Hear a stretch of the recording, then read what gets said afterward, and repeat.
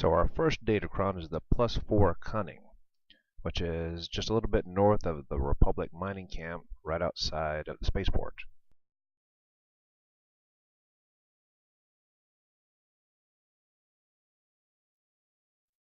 So right up here in this fenced-in area on the hill, that's where we're going to find our Datacron. So once you get up here on the hill, there's a shortcut that you can take to get to the Datacron, but it's a little bit tricky. So for now, we're going to take the long way, and I'll come back and show you the shortcut afterwards.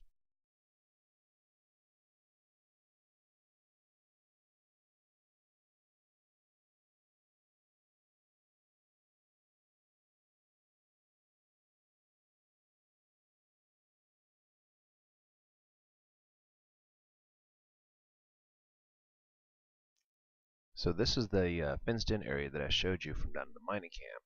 And as you can see, there's no direct way to get to it, which is why we're taking the long way around.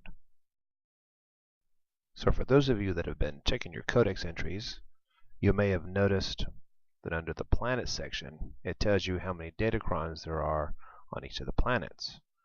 Now for Quesh, it's going to tell you that there are 5 Datacrons, but in actuality there's only 3.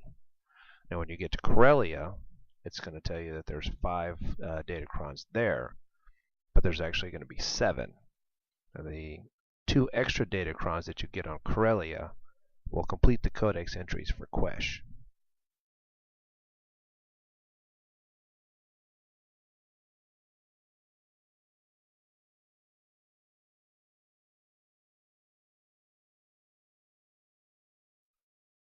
So now I'm going to show you that shortcut I was telling you about. So here we are back on top of the hill overlooking the mining camp.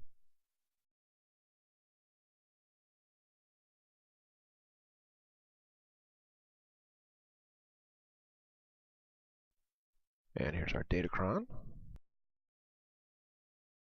So here's the tricky part. Now these pipes were probably put here to prevent us from doing what we're about to do. But if you jump at it just right, you can make it over the pipes and not have to take the long way around.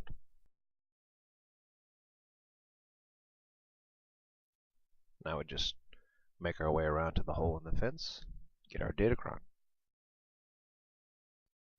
So the start point for our next Datacron is the 3 Families War Camp, and from here we're going to head south and get our +4 Strength Datacron.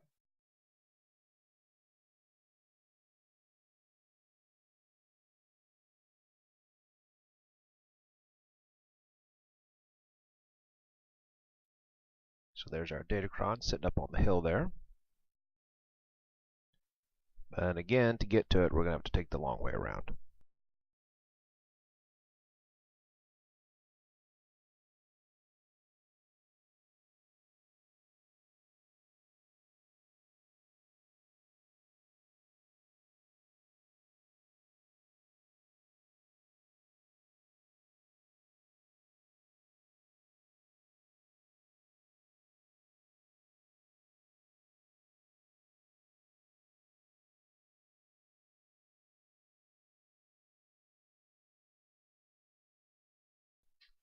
So here we are back at the 3 Families War Camp. We're going to go after our last Datacron, which is going to be right up underneath these 2 bridges here, just south of the Imperial Outpost. Now for this next Datacron, you're definitely going to need 2 people. They've made some changes since the 1.2 patch, so you can't do it by yourself, even if you have force speed now.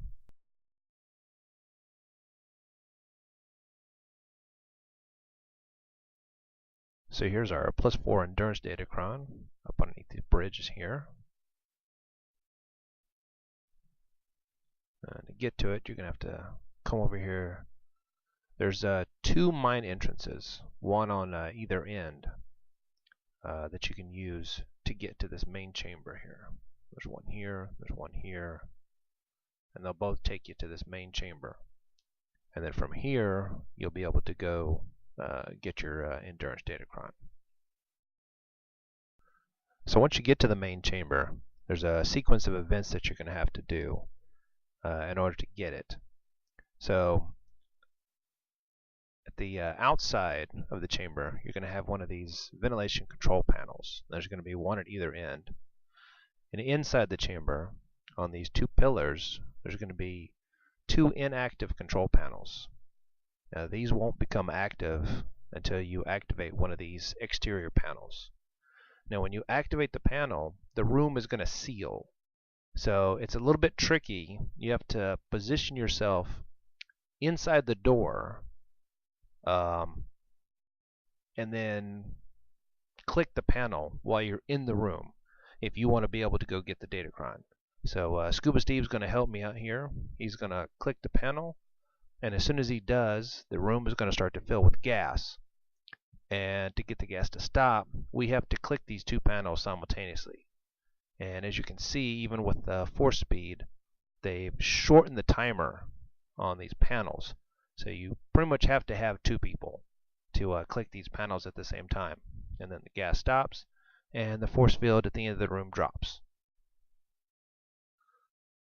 Now the force field to the south here, it doesn't stay down long, so don't waste time trying to heal. Just go ahead and head through this doorway, collect your Datacron, and then you can heal later. And our next stop will be Hoth.